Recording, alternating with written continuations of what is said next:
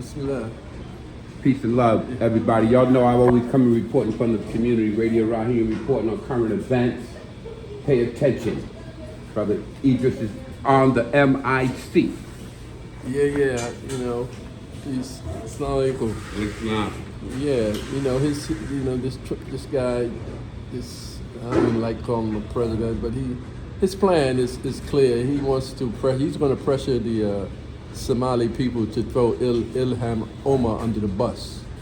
That's what I see. That he's sending ICE after the Somalis, but the whole issue is he hates Omar with such a passion. Yeah. That what he'll say to the Somali people in Minnesota. Listen, you want me to call ICE off this midterm election? Get rid of this chick. That's his plan. I think I see through it, pretty clearly, that eventually he's going to try to force them to throw her under the bus. But he has a method to his madness. He's only, and the psychiatrists, professionals say he's only going to get worse. He's a thug, and that's pretty much how he's got a thug running the Department of Defense, Department of War. They're thugs. He's using the military like it's his own private entity. And that's why his niece wrote the book, Too Much, Never Enough, how my family, the Trump family, produced the most dangerous man in the world, and when we see it. I mean, all the information and stuff is out there. The question is, will the American people allow this thug to take America down? And on that note, Brother Idris, most people don't realize 2 million people lost their jobs during when he came in. Yeah, he was asked last week. Somebody asked him, "How do you grade the economy?" He said, A plus. It's like he's a sick dude, man. He has his own.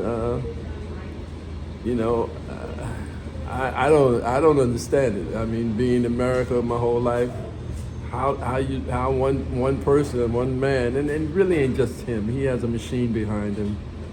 With this Project 2025 agenda, they put in place this. Talk about the machine and the people behind the machine. Yeah, well, he's got some really bad people behind him. Stephen Miller is one of them. He's a insidious cat, man. And people don't pay enough attention to him, I don't think. This other guy, Josh Vault, I think.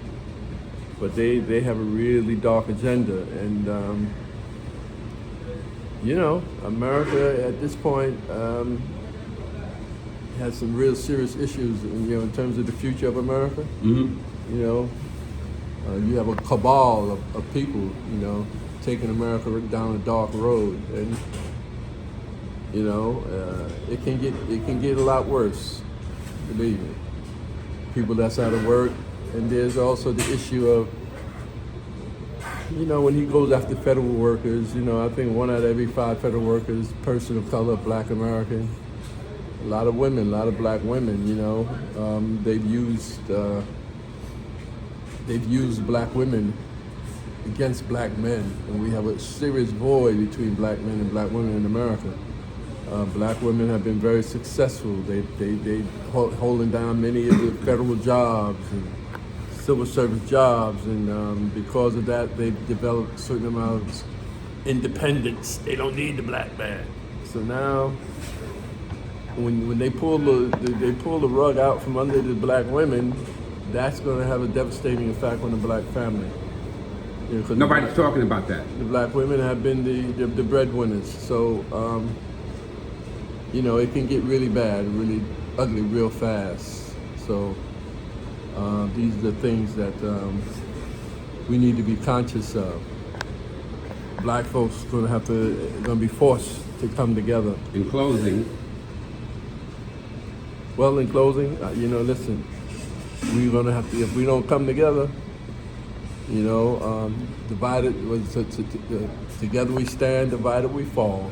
how would that look like, us coming together? What would that look like? What are some of the things that we as elders? Well, we need to, first thing, you start out with, it's got to start with communication, and realizing the situation we're in, coming down off our egos, start to deal with the reality. That's how it has to start there. Because if we still, this individual, rugged individualism, every man for himself, that's foolishness. What's that saying? If you want to go fast, go by yourself. If you want to go far, go together, And if we don't find a solution to our differences, we as a community, we're in trouble. We're in trouble. So we have to find a way to bond our, get over our differences, in order to survive what we're being faced with. That's what that would look like. Yes, Get over our that's the differences. start. Absolutely. And any thoughts on this foundational black controversy or conversation? Any thoughts on that at all? Maybe we can approach it another time. In terms of what? Well, I don't know. I'm just hearing there is a conversation going on that if you're born here in America, you should get reparations, and if you're not born here, Well, they owe us something. There's no question about it. Now, how we should be receive it, and what's the best way? That's the question. But they definitely owe us. It's Right. no question, and they can't repay us what they owe us, because the word reparation just means to repair the damage that's been done over the centuries. Not make everybody rich.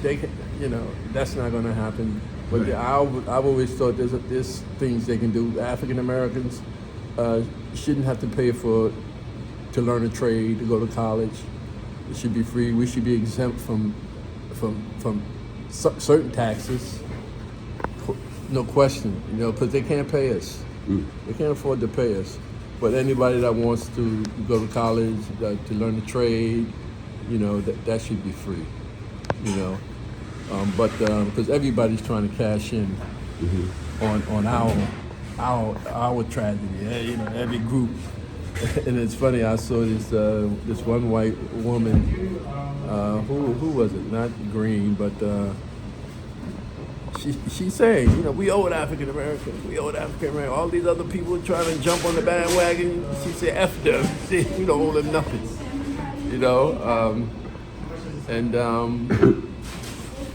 They definitely owe us.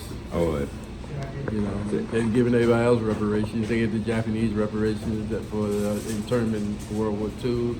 Of course, Jewish folks, they've been getting reparations for the last 70, 75, 80 years.